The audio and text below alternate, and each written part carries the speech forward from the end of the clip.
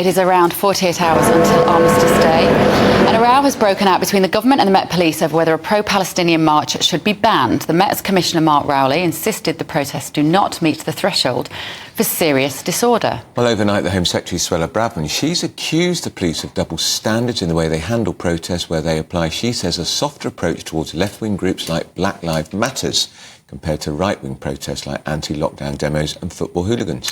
But it's been reported that some within her party are concerned that the comments on the march will inflame tensions and anger. And you wouldn't believe who's spearheading the pro-Palestinian march? That's right. A man called Ben Soffer was working as head of digital, organising for Sir Keir Starmer's Labour Party until just a few days ago. Funny that. So quite a lot to digest there, Andrew. We want to hear your thoughts on this at home. But what do you think of Suella Braverman's comments this morning? She's deliberately provocative, but she's got a point, hasn't she? I think so. I mean, her argument is what she's done is she's written a comment piece in today's Times newspaper, which in itself is a little bit unusual. MPs commonly do this, of course, but you would normally hope that it would be signed off by number 10, because otherwise it can cause all sorts of trouble. Yeah, now, you think it has been signed off. But she said the problem for her is that every weekend these protests have got more and more violent. She said these events have been problematic, not just because of the violence around the fringes, but because of the highly offensive content of chants, posters and stickers, and each weekend has been worse than the previous one. But she says that right-wing and nationalist protesters who engage in aggression are rightly met with a stern response, yet pro-Palestinian mobs displaying almost identical behaviour are largely ignored, even when clearly breaking the law. Well, it's interesting. We've got two very interesting guests here this morning, because we've got Steve Norris, former Tory MP and Minister, and of course, our very own Esther McVey. Ladies first. Esther, Suella. Well, first of all, you know, of course they write comment pieces, ministers and MPs. It's pertinent, it's very time-specific, and as you said, we think, you know, she got clearance from number 10. But I think the questions you need to ask, and I think there are a couple here. One, is she right? And two, should she have done this in a private way or in a public way like this? So I was looking at when was the last time a march was banned.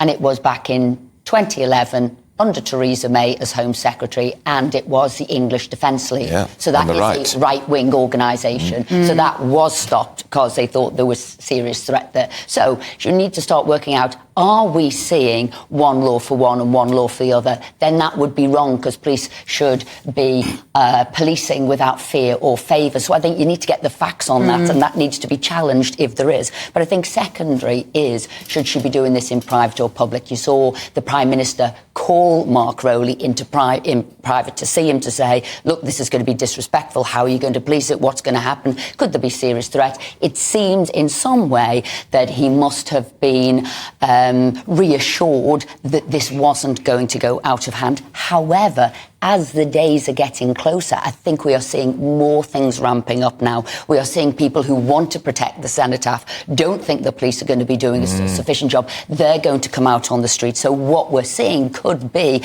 a highly tense, inflamed situation. And I think they need to keep their eye on that, because I think it could well pass the threshold for serious disorder. Before we bring Steve in, just finally, do you think she's right, what she's written? Are the police, the people who are in charge of the police, she's not talking about the rank and file cops, is she? Are they biased? Right. So I think there's two things here. There's one to do with size and bias, right?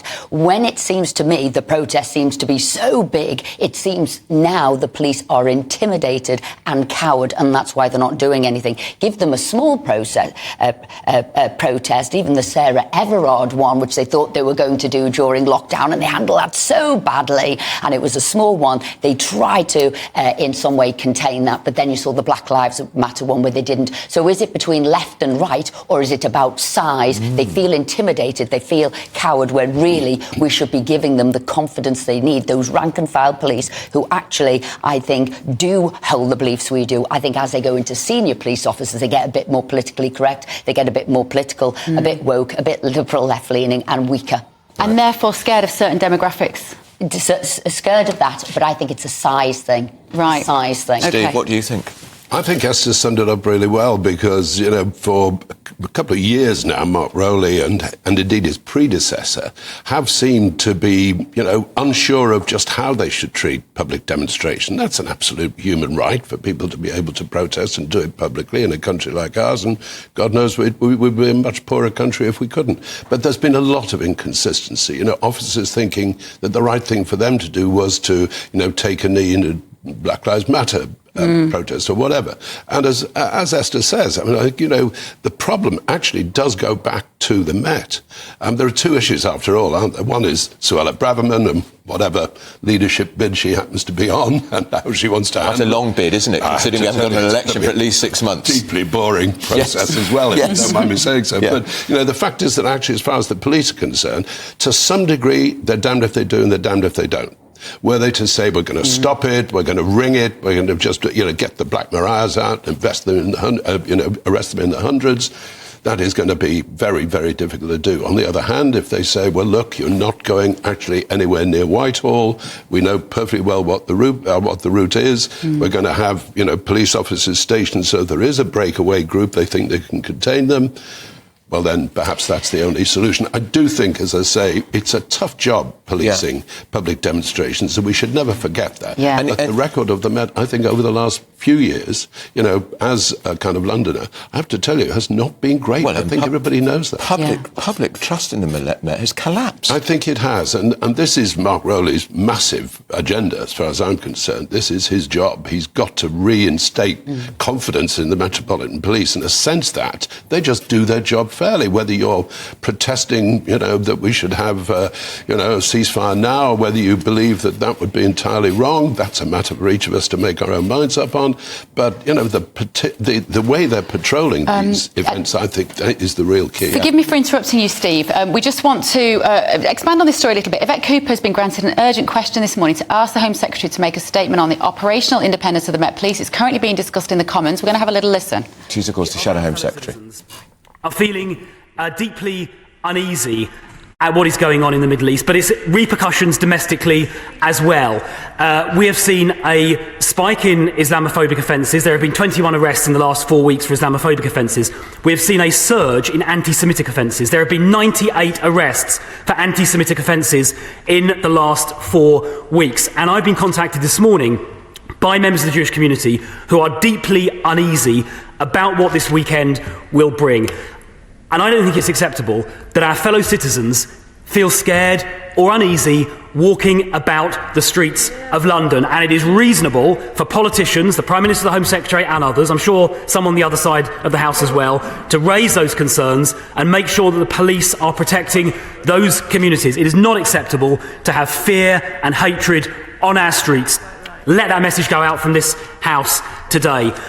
In relation to the question about operational independence, yes, of course, the government resolutely backs the question of operational independence, as the Prime Minister made clear yesterday after his meeting with the Commissioner at Number 10. But the Prime Minister also said, after his meeting at Number 10, that he would hold the Commissioner to account, as politicians are supposed to do, as police and crime commissioners do, as the Mayor of London does, as London's PCC, and as we do as members of Parliament. That is perfectly proper and perfectly right. In terms of the approval process with Number 10, I'm afraid I don't have any visibility on that at all. But let's keep in mind that we are seeing a humanitarian crisis unfolding in Gaza. Let's keep in mind there are 200 people being held hostage. Let's bear in mind 1,400 people were slaughtered by terrorists, and members of our own community are feeling scared this weekend. Let's keep that at the front of our mind, not party political point scoring.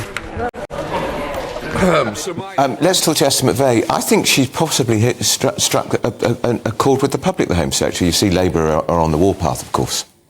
Yes, look, we're all talking about it. Everybody's concerned about what's going to happen. We're meant to be... It's ironic, isn't it? We're saying those people have the right to protest, but what we're saying is the Home Secretary doesn't have the right to say these things and have a conversation with the public. It seems somewhat ironic. But I think this move here by Yvette Cooper to have this urgent question to put the Home Secretary on the back foot, as it were, I think it's great diversionary tactics, actually, from the problems problems Keir Starmer's having, because actually he's got his front bench now crumbling. He's got councillors in the country wanting to resign. He's now even got mosques in Preston calling on councillors to sign a letter to call for Sir Keir Starmer to stand down. So this, to me, this urgent question is very much diversionary tactics to what's going on in the Labour Party. This is a major issue for us. You've seen Imran Hussain has stood down. Think of the pressure that will now put on other Labour MPs who've got a big Muslim contingent in their seat. Well, I think that's why he stood down. He's in Bradford.